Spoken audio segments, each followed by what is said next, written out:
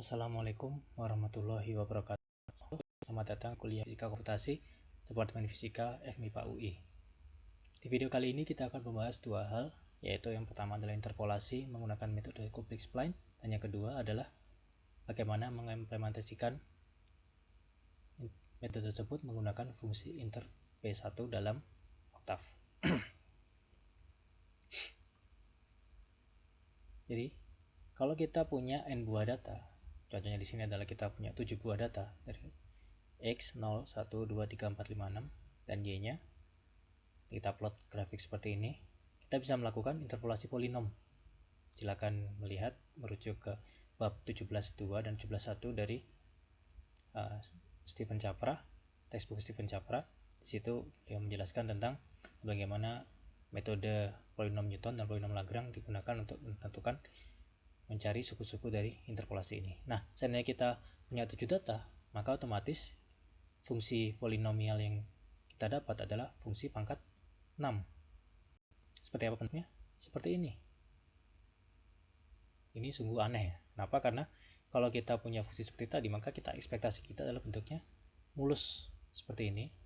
Tapi di nilai-nilai ini tidak terjadi osilasi seperti ini, tapi mulus mengalir seperti ini ya. Nah, ini disebut fenomena Runge. Fenomena Runge. Maka ini adalah munculnya osilasi karena interpolasi polinom yang lebih dari yang dibutuhkan. Seperti ini. Nah, untuk mengatasi ini, maka kita perlu mempertimbangkan yang namanya fungsi yang tergantung interval. Jadi, untuk interval ini fungsinya berubah, interval ini fungsinya berubah, dan seterusnya. Nah, yang paling simpel adalah kita gunakan namanya linear spline. Bentuknya seperti ini.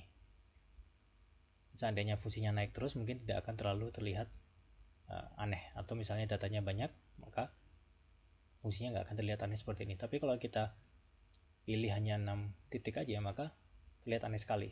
Ini kurang natural biasanya fungsi mulus gitu ya. Maka dari itu sebelumnya kita lihat dulu kalau setiap interval itu adalah fungsinya seperti apa. Jadi kita bisa tulis jadi menggunakan dua konstanta ya, A1 dan B1. 1 itu adalah titiknya, B1 adalah linear gradiennya, seperti itu ya. Jadi untuk setiap seksi, jadi dari X1 X2 dan X1 X2 X3 dan X3 X4, maka setiap seksi itu akan memiliki fungsi yang berbeda-beda. Nah, nilainya seperti apa bisa diambil dari matriksnya. Jadi kalau kita masukkan nilai-nilainya, kita akan dapat dari A1 sampai AN1 itu adalah nilai Y-nya masing-masing. Di X1 berarti ya Y1. Dan untuk B1-nya adalah gradian-gradian ini yang ditentukan dari selisih Y2 dan Y1 dibagi delta X-nya. Seperti itu. Nah, kalau delta X-nya sama, kita bisa keluarkan. Nah, ini kelihatan masih kurang natural ya. Nah, lebih natural lagi apa? Fungsinya seperti ini gitu ya. Fungsinya seperti ini. Ini disebut metode Kubik Spline. Jadi apa? Kita asumsikan masing-masing ini, misalnya ini S1, maka ini S2, S3, S4, S5, dan seterusnya. Dimana masing-masing fungsinya, S-nya, itu adalah sebuah fungsi yang derajat 3, jadi kubik. Karena itu dapat nama Kubik Spline. Ini S, saya ambil karena spline gitu ya, S. Dan di sini sukunya adalah kubik. Jadi kita punya A, B, C, D. Jadi untuk setiap range, kita nggak lagi butuh 2 doang, tapi butuh 4 variabel, 4 koefisien yang menyatakan kelengkungan dari fungsi di setiap interval ini. Nah, ini adalah sebuah basic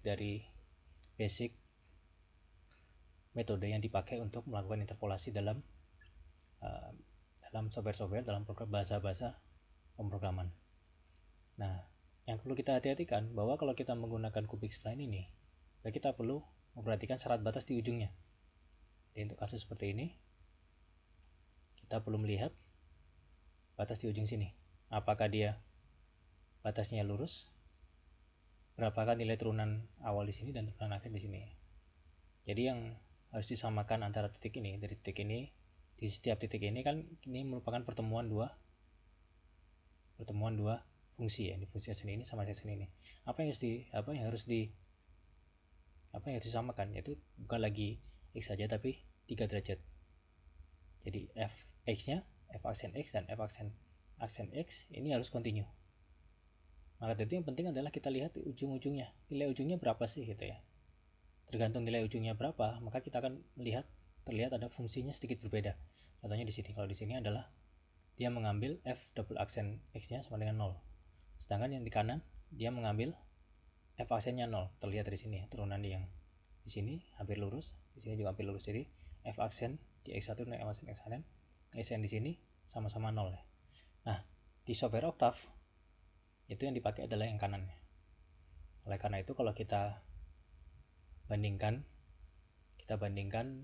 metode-metode tadi, jadi interpolasi polinom n warna kuning ini dengan interpolasi linear spline warna ungu dan interpolasi cubic spline yang warna merah ini, maka kita bisa melihat bedanya, dan kita bisa bandingkan yang mana sih yang harapan kita gitu. Yang terasa lebih natural dari yang cubic spline otomatis. Dia terlihat mulus seperti ini. Sedangkan untuk yang linear masih terlihat kotak-kotak. Untuk interpolasi polinom dia terlalu aneh di sudut-sudutnya. Di ujung-ujung interpolasinya ada fluktuasi yang di luar harapan.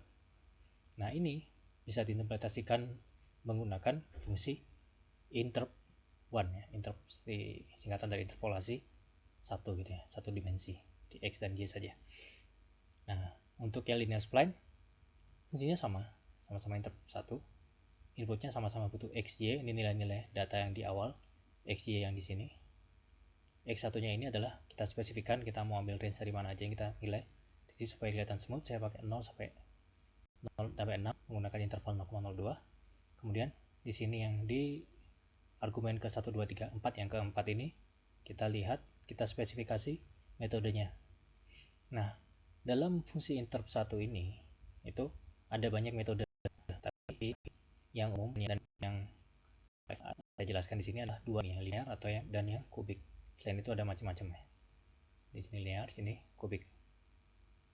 Linear di sini ada yang linear spline tadi yang lurus-lurus, yang kubik spline berarti dia ngambil kubik seperti itu. Nah, hasilnya bisa dibandingkan di sini. Jadi demikianlah pembahasan kali ini mengenai interpolasi kubik spline. Sampai ketemu di video berikutnya. Assalamualaikum warahmatullahi wabarakatuh.